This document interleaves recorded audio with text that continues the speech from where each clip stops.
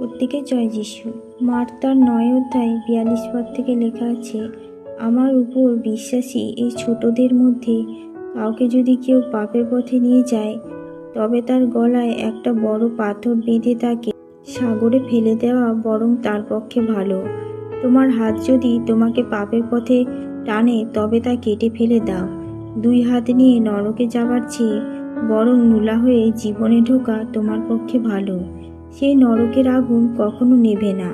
যদি তোমার পা তোমাকে পাপের পথে টানে, তবে তা কেটে ফেলে দাও। 2 পা নিয়ে নরকে পড়বার চেয়ে বরং খোঁড়া হয়ে জীবনে ঢোকা তোমার পক্ষে ভালো। তোমার চোখ যদি তোমাকে পাপের পথে টানে, তবে তা তুলে ফেলো। 2 চোখ নিয়ে নরকে পড়বার চেয়ে বরং কানা হয়ে ঈশ্বরের রাজ্যে ঢোকা তোমার পক্ষে ভালো। সেই নরকে মরা মানুষের মাংস খাওয়া পোকারা কখনো মরে না, আর সেখানকার আগুনও কখনো নেবে না।